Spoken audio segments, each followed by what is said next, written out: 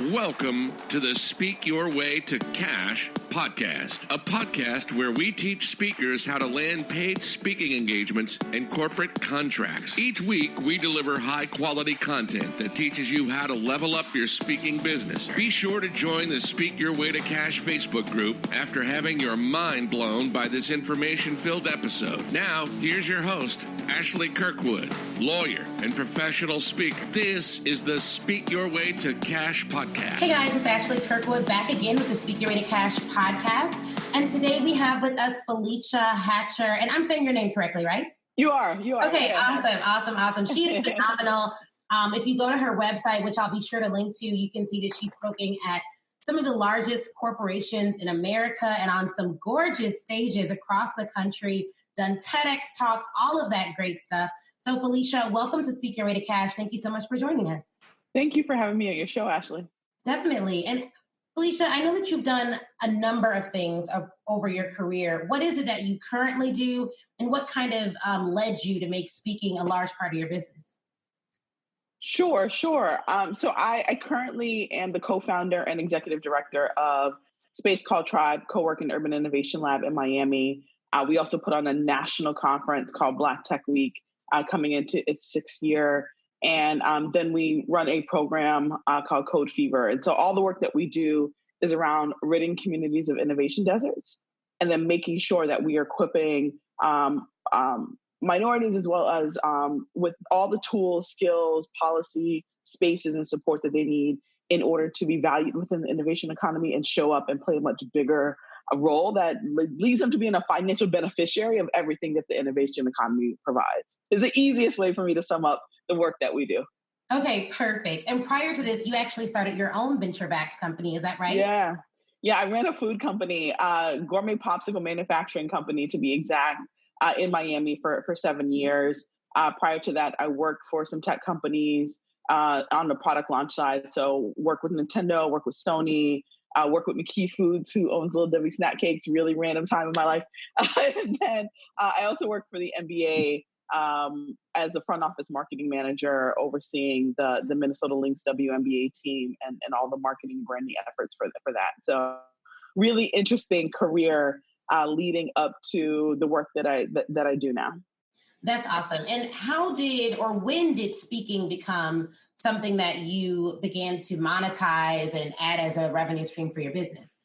Yeah, you know what? It started my freshman year in college, actually. And so I won $130,000 in scholarships to go to college, but I was a C student. So my GPA when I graduated high school may have been a 2.7, but it was as low as a 2.1 in high school. And so I won a bunch of scholarships, kind of bucking the system and doing all these non-traditional things of marketing myself with all the things that I was doing and not having people kind of only focus on my grades. And so that led me down a path of like, once that happens, people are just like, can you come teach me? Can you come work with my kids? And so I started an educational consulting company at 19 years old with a friend of mine, James Taylor. Didn't even know what education consulting was at the time, but that's what we were doing.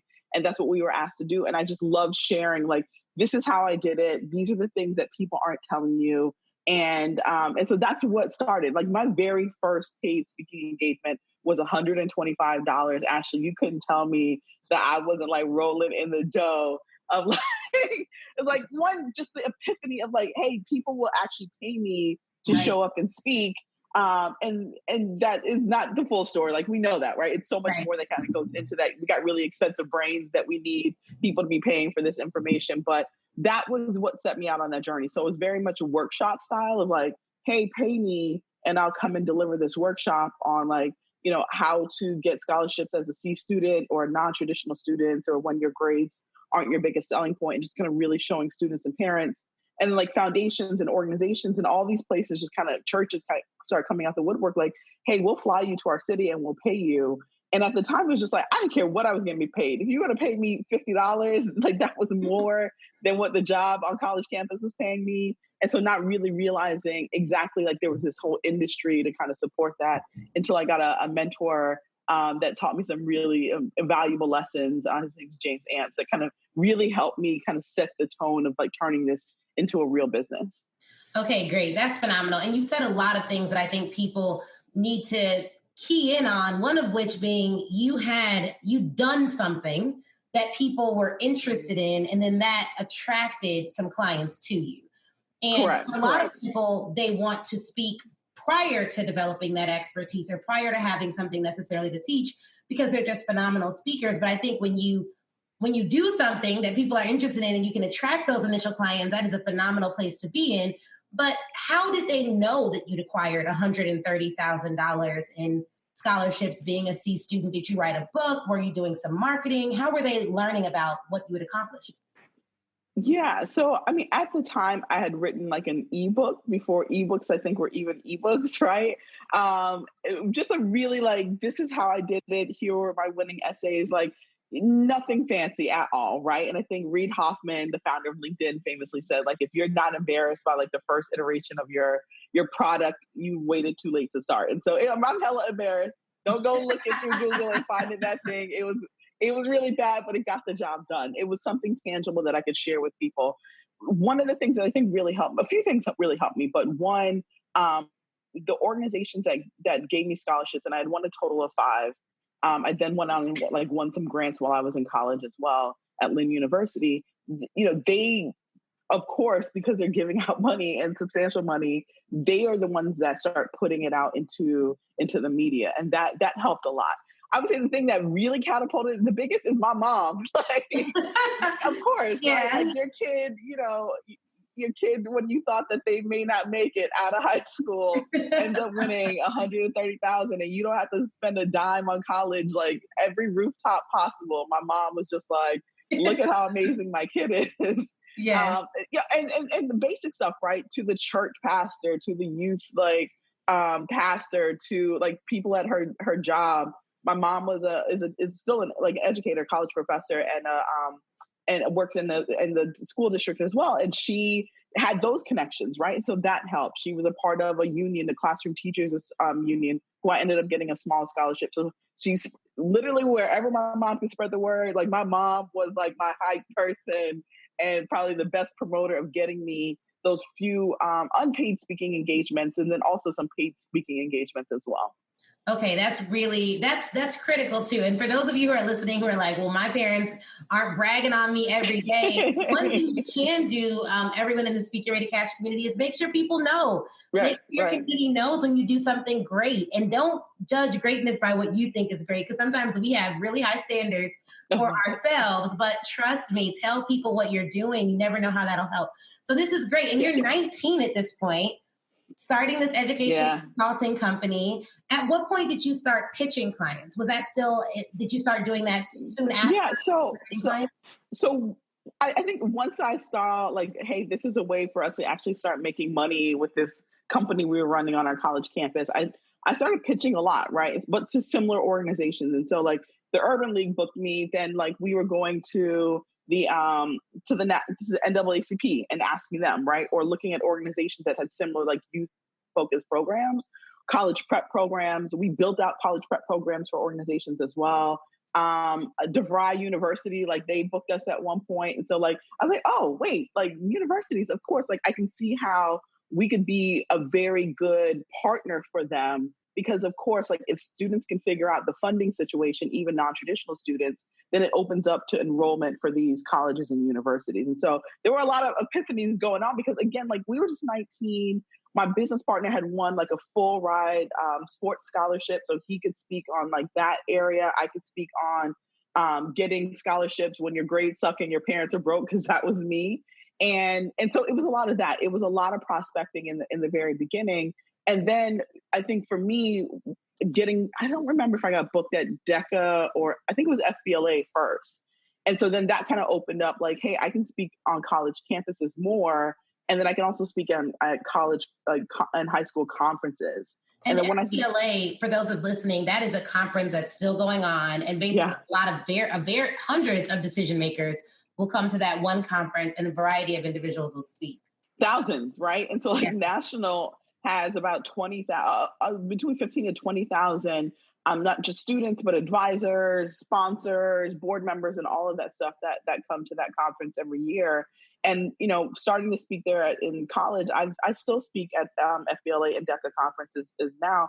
They're not so much my target audience now as they were back then, but once I really kind of fully understood what was going on, what the industry was, getting some really good advice from James Amps, even just around like my pricing, he was just like, what is this 150, 200? Like, what are you doing? Like, he was like, you need to charge in increments of 500 or 1,000. Like none of that, like 122, like just these random numbers we come up with, because we're just like, you look at it and just say, oh my God, like I made $125 for 30 minutes of my time. Like, on my college campus, it was like I don't even know if $8 an hour was what the minimum wage was. It was probably less than that. And, to go to now, like now I charge $20,000 for a keynote speech. And so it's definitely been a long career in that. But I would say from transition points, it went from doing kind of the churches and like the nonprofits to really kind of trying to do the high school circuit a little bit, which was, girl, if I had hair, my hair would be gone, as far as like how stressful it is if you don't fully understand that oftentimes they don't have honorarium budgets, but they do have curriculum budgets. And so I turned that really crappy ebook into like an actual book and printed book that I self-published that ended up getting a publishing deal with Peterson's. But like I used that as a tool to then open up the doors for me to larger speaking engagements. So I did the college circuit and college leadership education conferences for a long time. So that moved me into being between 1,500 to about like 5,000 that I was charging. And so that is what transitioned me from being able to start charging more for my talks. But then also not, even though when I started charging more, the other part that was stressful is that some of the conferences that I would go to would then pile like 5 speaking engagements or workshops into that. And so then getting much more clarity about like what I was speaking on, who my core audience was, and then what I was saying no to also kind of really helped me along that path quite a bit. And so like the work that I do now has fueled my speaking in 2 ways. Like one, I use speaking to raise like a lot of money for my organization. And then 2, it's an actual business for me as well. And so with Code Fever and Black Tech Week and the work that we've done, I've raised about $4 million over the course of the 5 years of the organization. And a lot of pitching or through speaking to rooms full of qualified donors. Yeah, so that's it, right? And so it's been very little pitching, right? Maybe I've pitched on a stage maybe twice in my in the 5 years. But even like the one time that I did pitch, I didn't win the pitch, but then we end up winning like $100,000 contract with like NBC Universal, right? And so speaking for me is the way that I deliver our message the best. I evangelize for the work that we do. I also get to storytell about the context of what it means to be an innovator, right? And how we define innovators in this space, and who are we not looking at and missing out on opportunities if we make sure like they're funded the right way and they're supported. And so I got all these stories about like, the jitney taxi before Uber and things like that. And so that has helped us as an organization raise significant funding, because that's my zone of genius, right? Evangelizing, storytelling, and taking people on a journey as to why investing in these communities that you overlook is extremely important. That has helped drastically, right? And I can pinpoint every time I've been on a stage and directly correlate that to funding that I've been able to raise for the organization, or a meeting that I wasn't able to get outside of them seeing me on the stage. That has been really, really important. And so that is one component. And then on my personal speaking side of the business, and my business Blurred Factory, right? It's kind of like my catch-all for consulting, and then also speaking. I would say the end of 2017, kind of going into 2018, is really when I decided to raise my fee drastically, because I was on the road too much, right? Like if you see all the places that I've spoken at, it's been a fantastic experience and a fantastic journey, but it was really I was like burning out, right? And I saw on your website, I had to 80 engagements a year. Was that where you were at when you were like, okay, this is close to burnout? Because 80 is like, and that's a lot. That's a lot, right? And that was actually probably an understatement if I think of like the local things that I was doing too, like a panel here, or even the things that we host inside of our space, or some of the things your own events. Like, right, and then our own events, right? Like we did a national tour into 7 cities last year with our conference, and so it just became too much for me. And each of those conferences represents planning, execution, logistics. All There's of it. a lot of energy doing your own events. We do 4 a year for our company, and it's like 4 a year for my speaking company. And I'm just like, that's the limit. 1 a quarter. Yeah, it's a lot. It's a lot. And I don't think people fully understand like what goes on into event planning. I think, from the first time we ran our first conference to bringing on an event producer. So like we got a better understanding of like what it means to like fully execute an event. And then I think when you talk about, because you do, like I've seen you go into multiple cities, and then when you go into a whole other city, oh my gosh, not only is it logistically crazy, you also want to make sure that you're building great relationships with the people that are in the community, because if you don't, like, it could be disastrous. And even with all best intentions, sometimes people don't realize and know that, and that could actually sabotage the amazing work that you're trying to do in those cities. And those are big learning lessons for us. But it also, I think, with my like speaking career and like the advice that I am able to impart with people is just like, I know what it means to be a speaker, and I also know what it means to book speakers and also pay speakers, and like what we're looking for, what people are looking for, what gets them answering your email, picking up your phone, like all of that. And so that has been an eye-opening experience for me, just from the very early days of what we were doing to running our events to then like having a fully built out like support and team of like the work that I do and like my speaking career as well. Yeah, I mean, it is a ton of work running your event, and it's a lot of work running 2 companies. Yeah, because we do Speak Your Way to Cash, but I have my own law firm. So it's so interesting when my clients are like, and it's good in that a lot of my clients have been able to be served by both companies. So there's a lot of overlap because most speakers are entrepreneurs, they need trademarks, et cetera, and we handle all of that. And that was an unexpected surprise. But it is 2 separate businesses that you have to run, which my bookkeeper and accountant keep me very keen on. So it is a lot more work than I anticipated, having multiple fully running, growing businesses at the same time. And you are doing that in that you have the tech side and then you have a speaking business. What does your team look like on the speaking business side? How is that organized?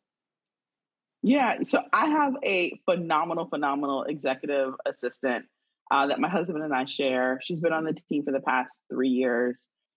She was actually one of the people that was just like, Felicia, you're not charging enough, right? Like this is insanity. Like I know how hard like you're working and how much you're traveling. Like, why are you not charging enough? And I'm like, but I'm like running this, or all of that stuff. And so like, if anything, I attribute like this multiple 6-figure speaking business to her, of just like, Felicia, like what the F, like what are you doing, right? And so like that, of anything else that she does in my life, I always have to give Gloria and Romaine like a shout out for like that, right? And so so that's the part. On the prospecting side, we have 2 VAs that do all of that kind of speaker grunt work for us.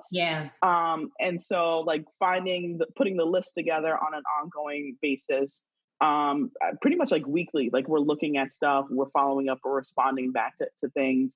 I'm fortunate enough because of like the sheer amount of media attention on the work that I do and the really good feedback that I've gotten because of the speaking engagements that I've done, a lot of inbound stuff comes in.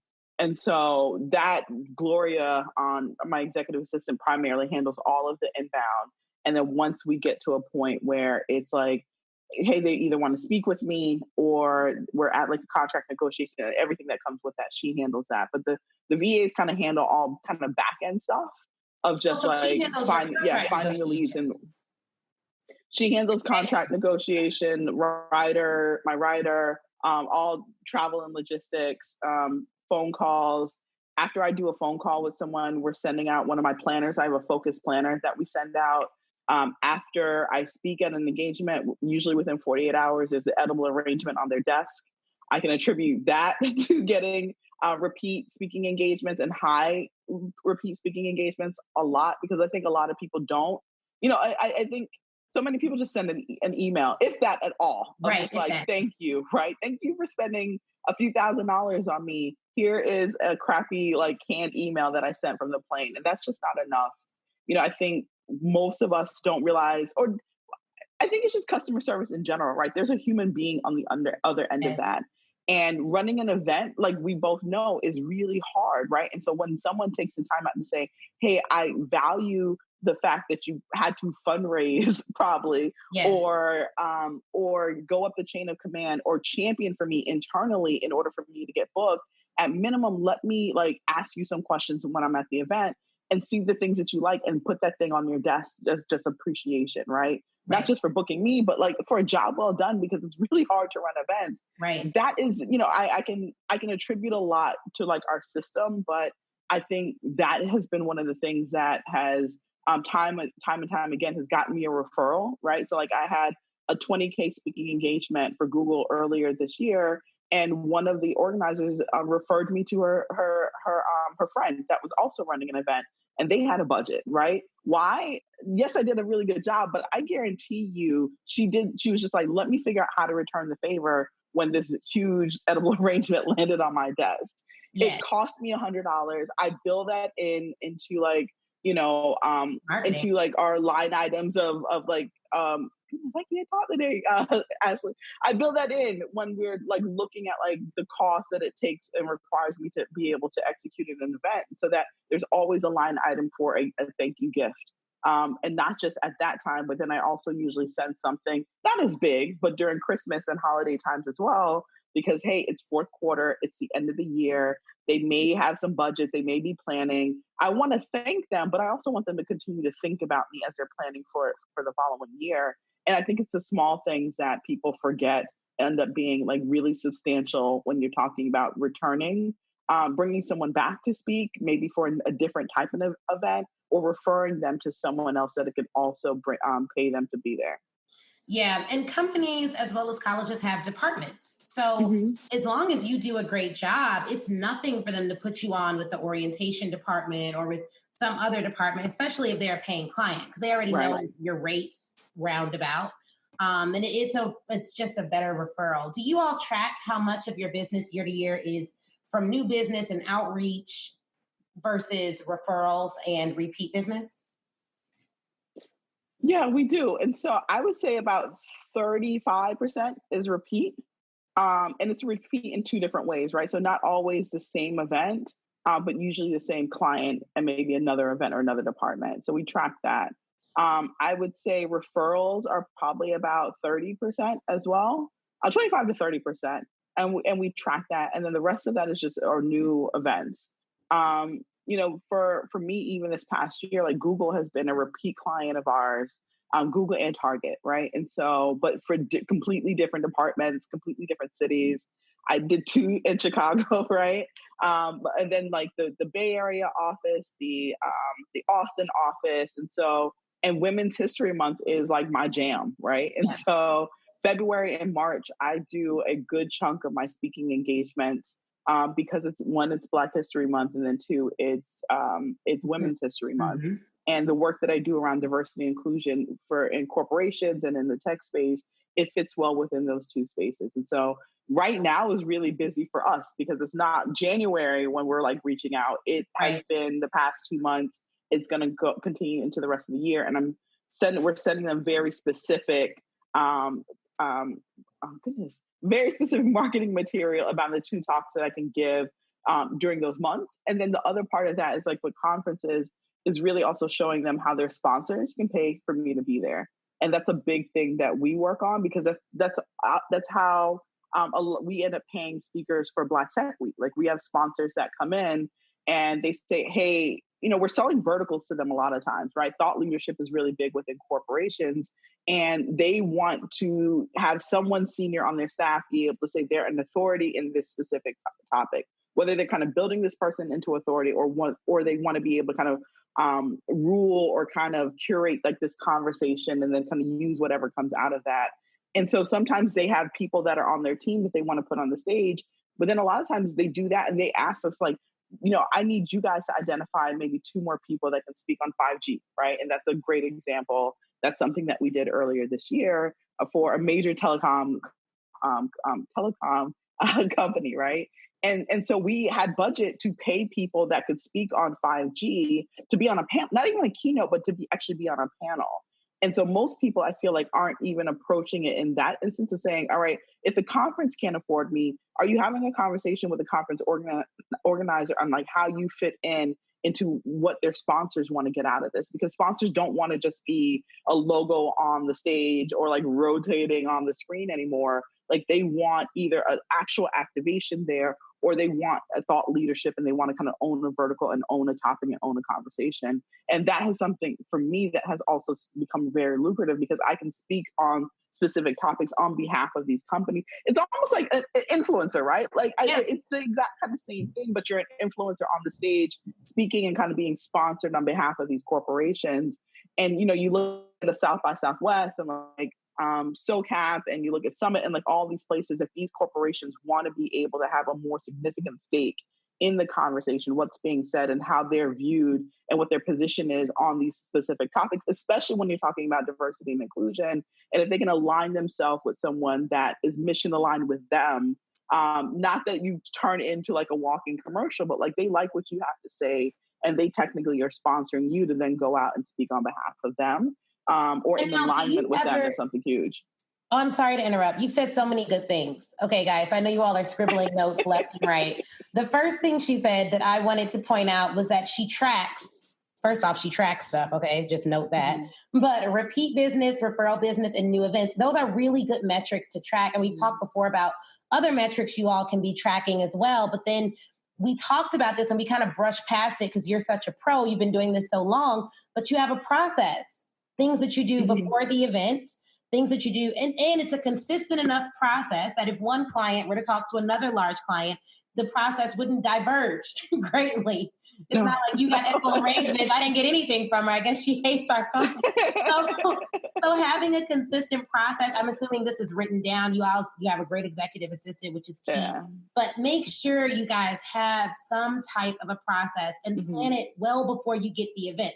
Because a lot of people who listen are brand new to speaking and they're looking to get into it. And one of the things my husband, who's like my manager, helped me with was he's like, you're going to go, because I've been a lawyer for so long, a trial lawyer. So I was traveling all around the world with a huge team doing my legal work, and I had an assistant for everything.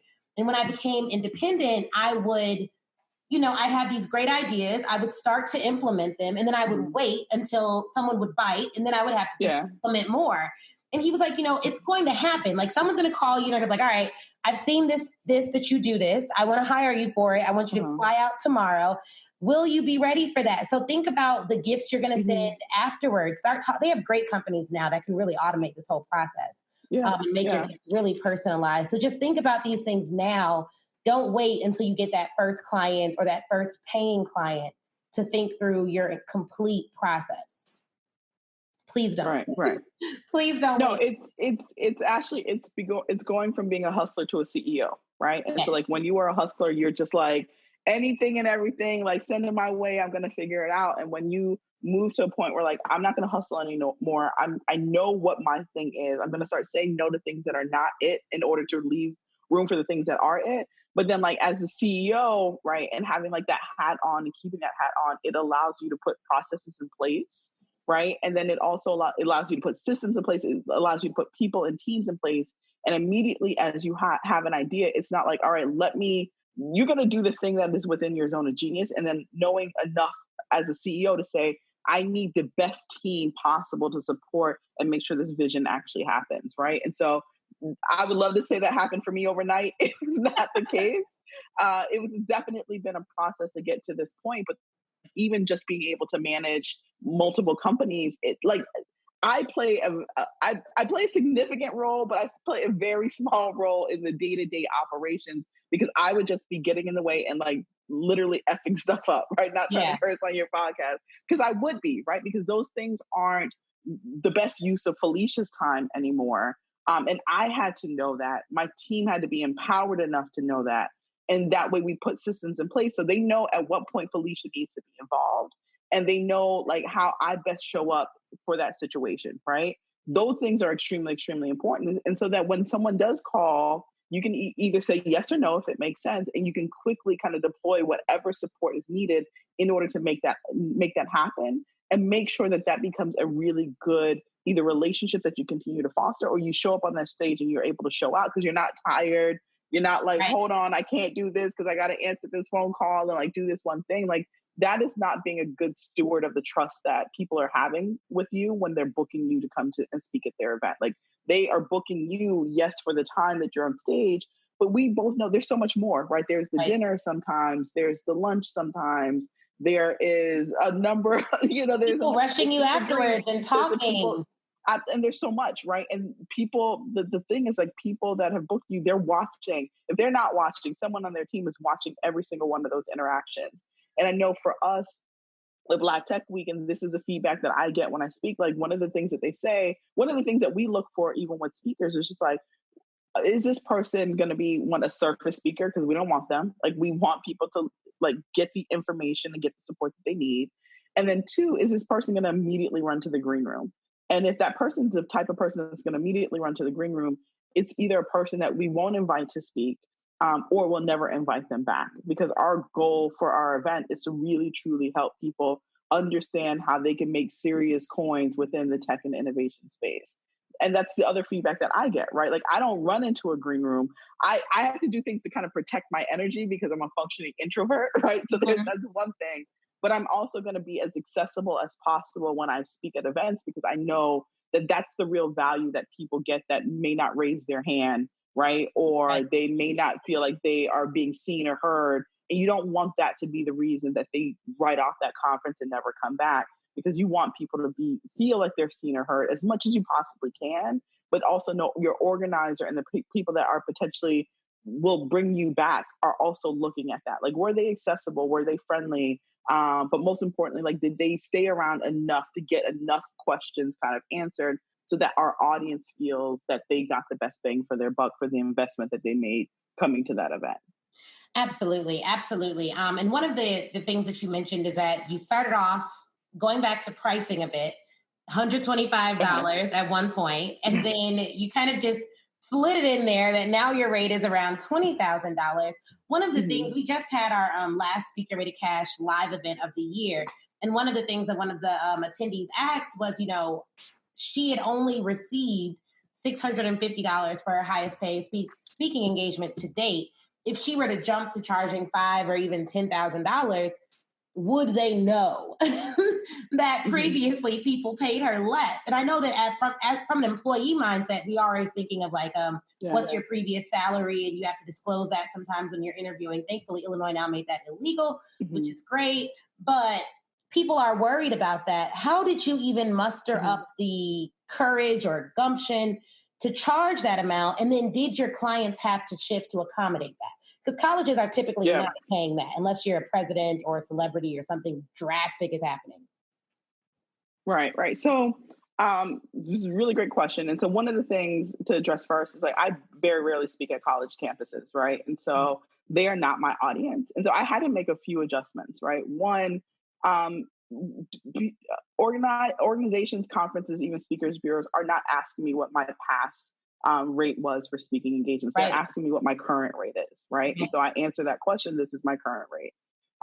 Making that shift was not as hard to do from a system standpoint as much as it had to do as from a mentality standpoint. I got the receipts, right? And I can say that unapologetically. You can Google me till you turn blue. I've done this work, but most importantly, I've been able to provide not only transformation with the sheer amount of people that have helped raise significant funding, the co-working spaces that we built, the things that government can like look and see, like proof of like the work, like we've done that. So that is not the issue. The other part of that is like also my speaking career, right? Like you can call on any of like the Coca-Colas of the world, the South by Southwest, Google, Target, Samsung, like you can call these people and they will tell you that I've done good work. So it wasn't that either, right? And so I think if you're going to increase what you're doing, increase what you're charging, one, you got to make sure you got the receipts. Two, you might need to own the receipts. And then I guarantee most of the people that are in your audience. And I love your podcast, by the way. I've listened to it quite a few times on my travels, right? Thank you. They're probably undercharging for the transformation that they're delivering. One, make sure that you're providing transformation because that's what people want. It's not so much about motivational speaking these days, not to knock the motivational speaker. Please don't call me a motivational speaker. Will I inspire and motivate in the delivery of how I do my thing when absolutely. But my goal is to provide a transformation. You're going to come in feeling one way and you're going to not only be transformed mentally from a mindset standpoint, but you're also going to have tactical information and resources when you leave here. And that's my goal. And I think that's the goal that most people as organizers, they want to see happen. And so you need to be able to relay that in your emails that you send. You need to relay that on the calls that you get, kind of like your pitch calls that you get. Yep. You need to be able to relay that at every point because that is what they're looking for. And then be able to give them all the tools that they need to be able to say, not only for the person that you're on the phone with to say yes, but the committee, because there's always a committee. Yeah. Even if it's one other person, right? Or it's a formal committee, there's always a committee. And more than likely, the other people on that committee were not in the audience when that person was in the audience, right? Or they weren't moved at the time that that person received your video and saw your message and they felt personally moved. That other person on the committee might not be able to feel that way. And initially, they're going to be like, who is this person? And so you have to be able to unapologetically answer that question. I have a mastermind that I teach called No Introduction Required. And it's very much for people in the getting into the speaking business, but that is not my highest priority. It's like, do you know who you are? And when people ask you who you are as an expert, when you follow up in that, like I have this kind of thing called your power because statement, right? You say, this is what I'm an expert in because. And in the because, it's not time for you to be humble, right? It is the time for you to be like, have the audacity like Kanye West, right? Whether you love him or hate him, whether you listen to which I like to call what he calls delusional confidence. Right.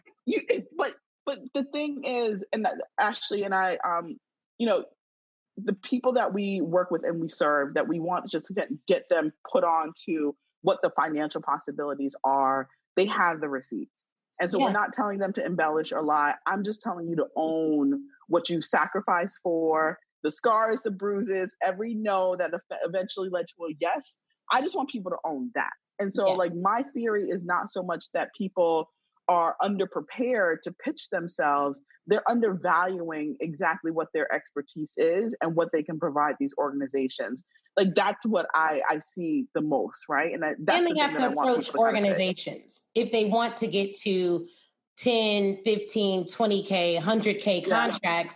They have to have the money and the mindset to do that as an organization. So you have to watch who you're pitching. It can't be complete. Like you're not going to go to a high school and say, I need 20K for a keynote. Like that's not your audience. They will be like, okay, we're going to give you this $200 and a chicken dinner. Like that is what I actually at high school, I gave them my rate and they were like, because they had reached out to me. I don't pitch high schools. And I gave them my rate and they were like, well, normally we just provide lunch. And I was like, here's what I'm going to do. There are some people who I know would probably love this opportunity. They do it for the video. I'm going to forward this to them.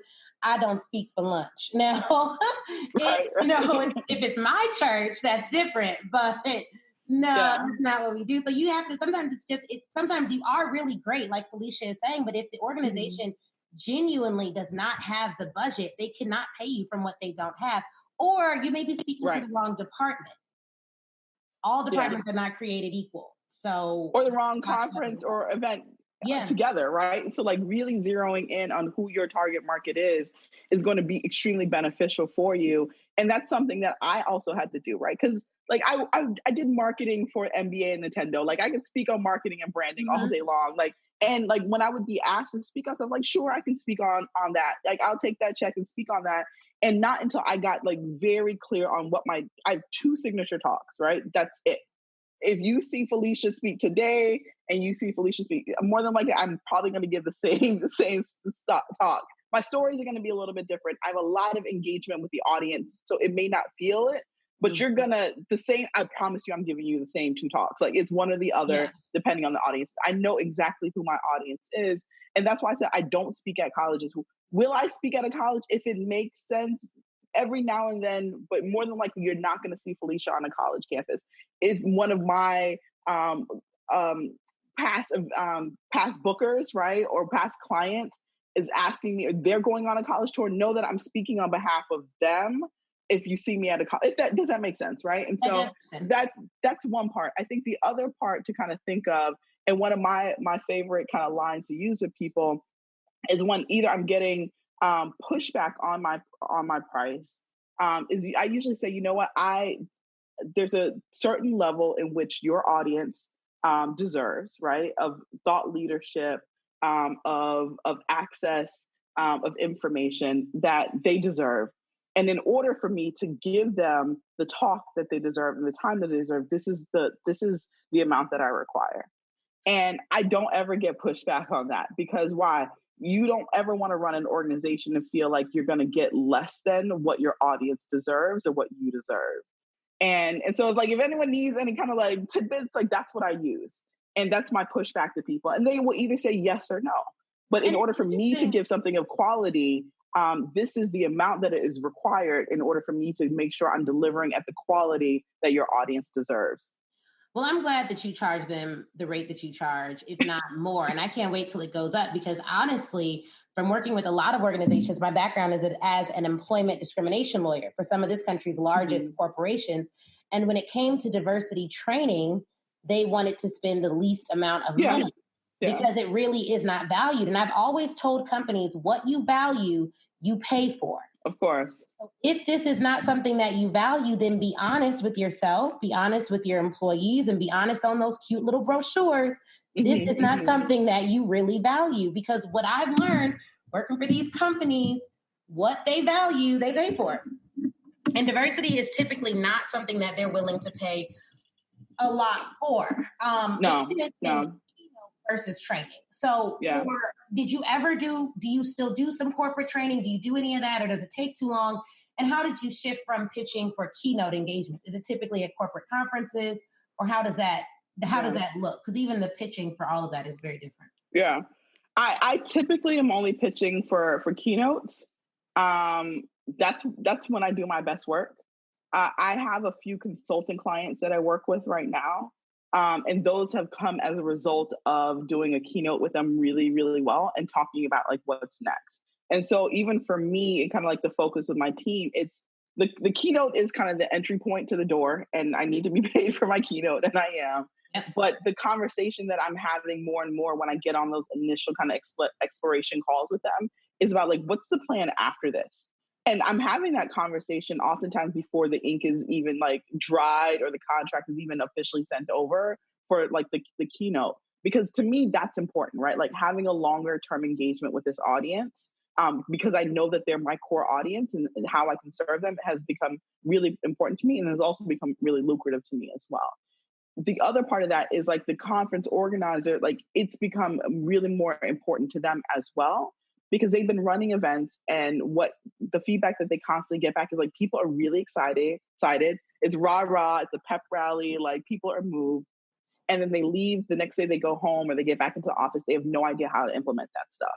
And that has become the biggest kind of like door opening entry point into talking about longer term engagement. So whether that's me coming back a couple of times and doing like a deep dive, more intensive with a smaller group, not like the 600 people, but maybe about 20 people, or it's a longer term engagement, or it's like my online training program that I'm implementing and working with them on, for either a few select employees, a few select staff people, or some higher level like C-suite people. Like that has become the thing. And that's the conversation. I think that is also the play for most of us in this space, kind of looking at like, you know, not trade, because we're still trading time for dollars, right? It's right. More dollars, which is exciting, but I still physically have to be there. And that's something that I am going to raise my rates up again, because I don't want to travel as much. I still have a dollar amount that I want to make every single year speaking, but then there's this other way that I want to be able to service people online and be able to have access point with them. That's the thing that I'm really starting to sell.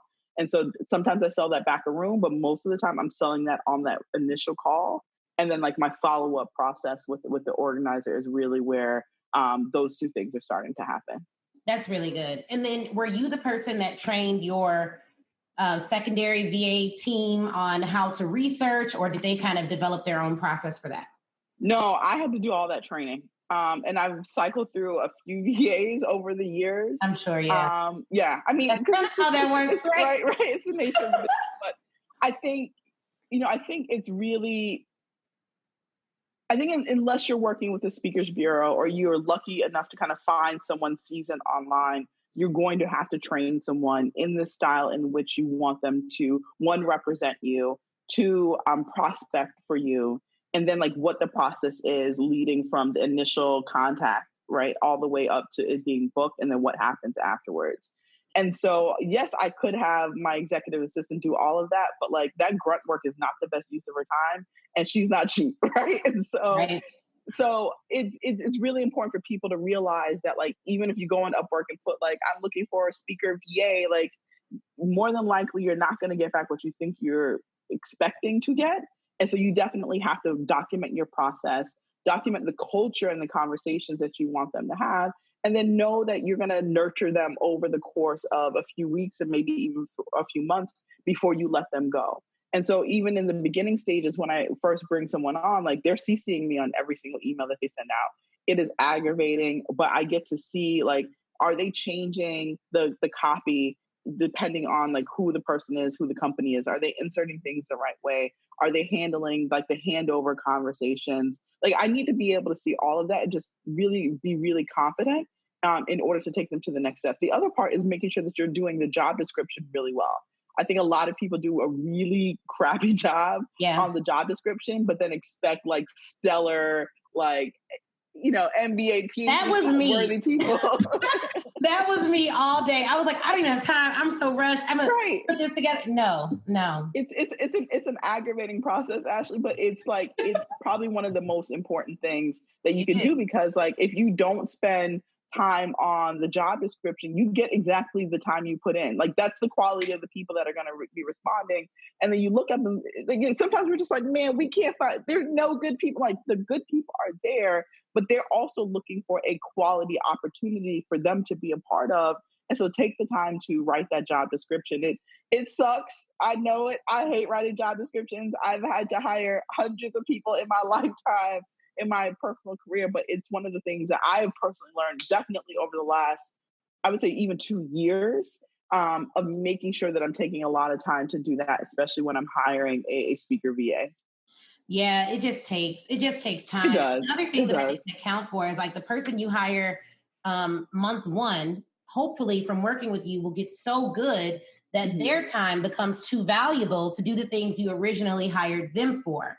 Yeah. And it was one of my executive assistant came to me recently and was like, look, this is taking me a lot of time and I'm handling higher level client tasks. Can we hire someone to do this research? And at first I'm like, well, I already hired you to do this research, but I had to look at the numbers and what she was helping me generate. And I was like, okay, you got to hire someone else, but then also helping her to learn how to push work down so that it's not my new responsibility to now manage all these other people. So you just have to, it's really fluid and it is a learning experience. And from working in corporate and having a team under me, they were all the best at what they did because I worked for the best firm, in one of the best firms in the country. So I never worried about hiring good people. They were all great. If you were the janitor there, you were the best janitor in that area. Like it was just no issue. Yeah. But being on your own, you have to be really flexible. And then I've also learned you have to be flexible with people's mistakes. You can't just fire people for like mistakes. That's crazy and expensive. Yeah. So you can't do any of that. And so this is all really, really, really good CEO mindset stuff. Yeah. Yeah. Hire the support, like you said, hire the support person for your support person, right? Like oftentimes, because that's the thing, right? You think of like, oh man, I gotta like bring another person on. It's another person that I gotta manage. Like, no, like if your person is good at what they do, because at all the time we are doing like zone of genius work, right? Like I'll reference that book a lot, Gay Hendricks, The Big Leap. And so if you find someone that is complementary to the work that you suck at, right? And they're working in their zone of genius, they're going to get to a point, one, especially when you're talking about someone supporting your speaking career, because they should be in a revenue generating position for you, right? Like that's why they're doing this work for you. And so they're going to get to a point once they are like matured enough and really fully are like wheels are turning and they're doing that work for you, they're going to need at least one support person or probably multiple support people. Like this is very much a business. And I think oftentimes people think like, I just got to put a website up. Like I just got to, maybe write a few op-eds or whatever, get some media attention, and then boom, I'm going to be flooded. Even if that is the case, you still need a team to like field all of those requests. Like it doesn't stop either way. If it's inbound or outbound, you're prospecting, like you're still going to need support. So like build that now, map that out now. So that when you get to a point that like this is what I need to hire. This is the type of person that I need to hire, and know that everyone on the team needs to be in a revenue generating capacity. And if you're tracking your numbers, like at what point that they are and when they are not, right? Like those are the things. And it sucks. Like I am saying all this advice because of the bruises and the scars and like the late nights of truly getting this wrong before I started to get this right. And so like when I say like I'm commanding $20,000 now, that's not just overnight. Like that I've been speaking for I'm 36 now, right? Like I've been speaking for a really long time, and I have been underpaid for a really long time. And that became because of me and because I wasn't willing to bring people on. I wasn't bringing people on at the right time. I wasn't putting the right job descriptions together. I didn't fully understand their role.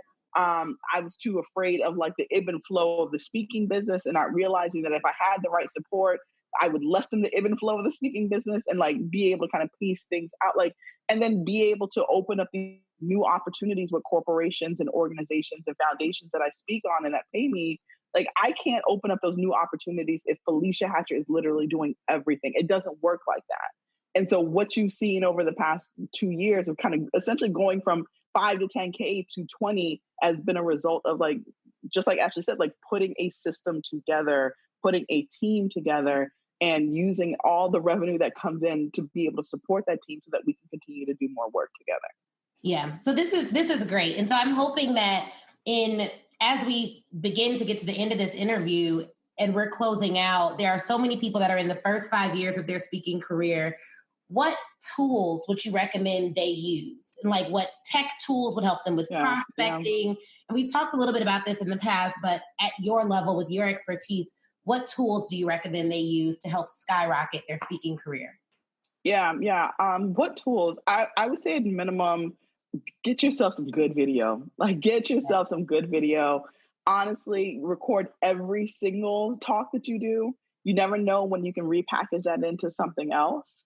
That would be it, right? So I'm going to say a really good tripod with your whatever smartphone that you have at minimum. Set that thing up yourself. Don't ever rely on the conference to get you their video.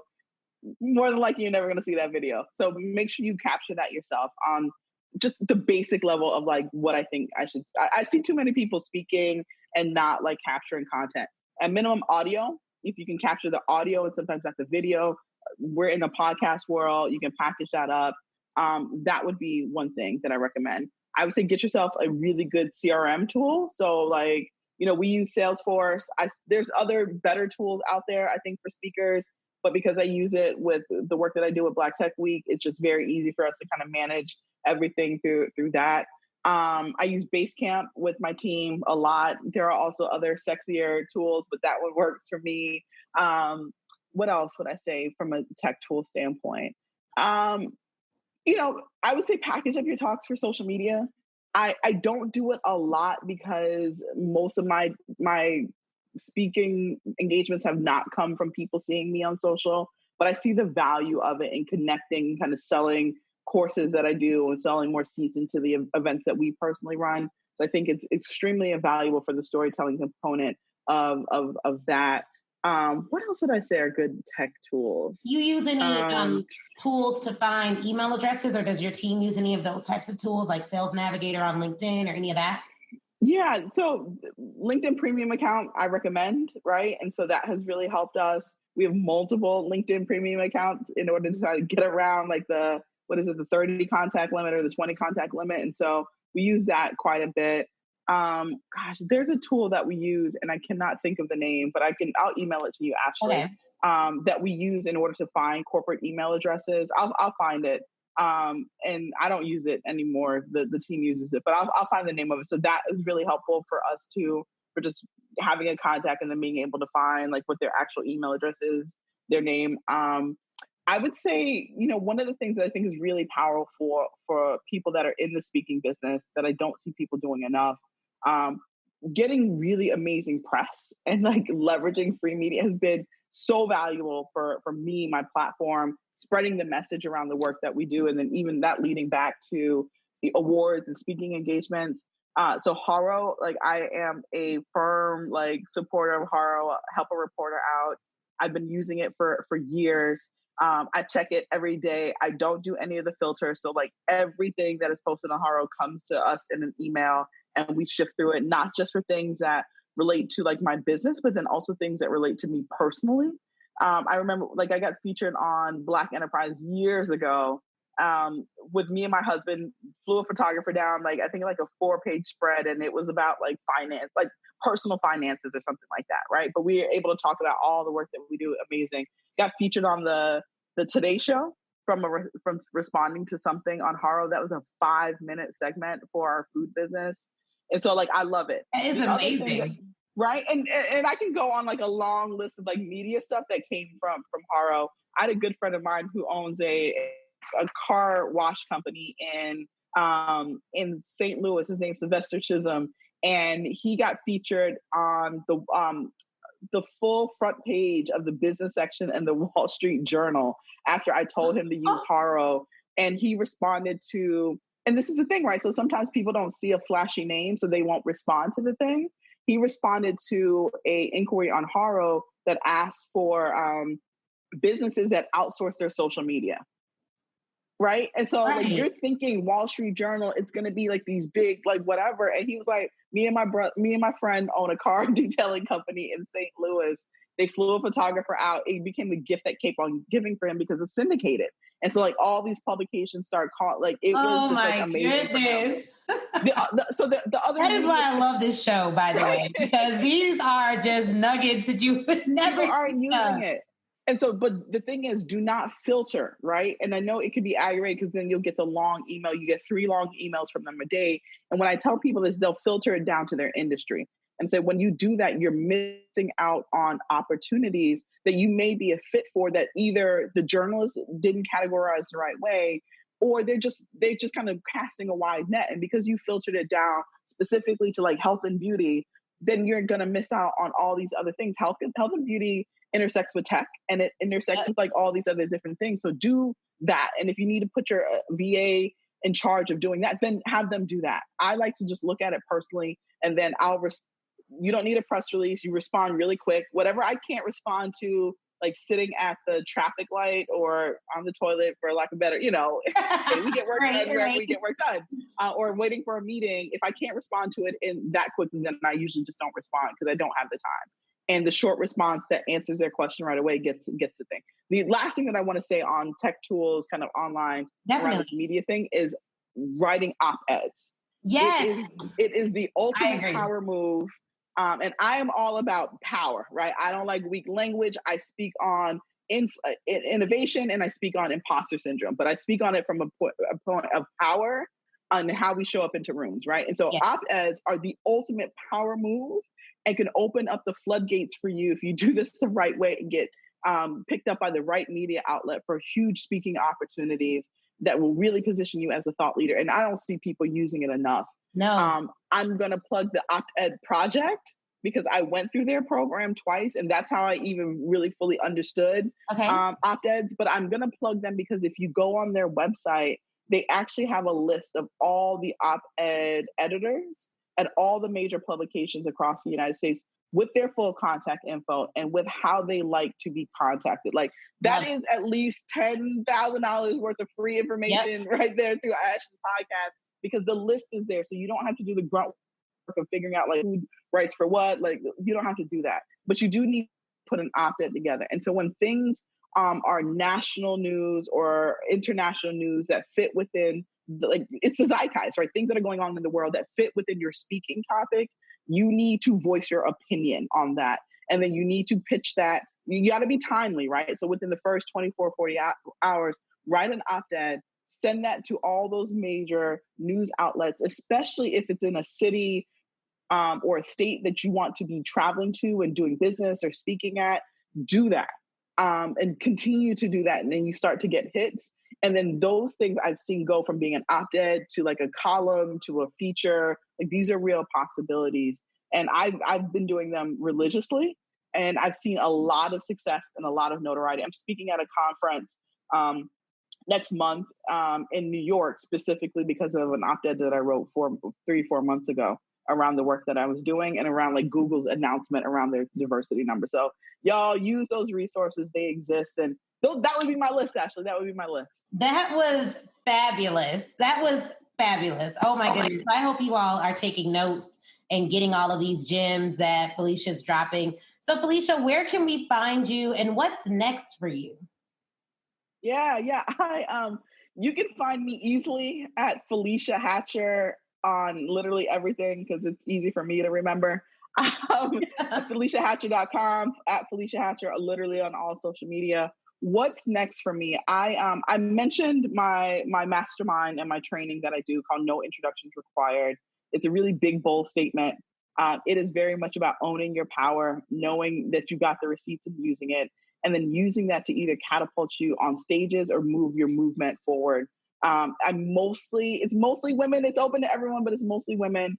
But that's the thing that I'm working on next, right? And so I'm excited about that. I'm excited about the group. I'm excited about helping people connect their influences to coin, and most importantly, like just being more powerful in this world, right? And so that's it. That's where I'm at. That's online. That is kind of my new focus, even with my speaking engagements, is really around kind of power, influence, and playing a much bigger role in the world within the innovation economy. So that's me. I love that. Thank you so much for your time, for your wisdom, for your knowledge. You all get your pen, listen to this twice. Some of you email me and say you listen to some episodes twice. This is going to be a run it back type of episode. So be sure to listen to this twice. Thank you again for joining the Speak Your Way to Cash podcast. And for all of you out there, thank you so much. And we will talk to you guys next time.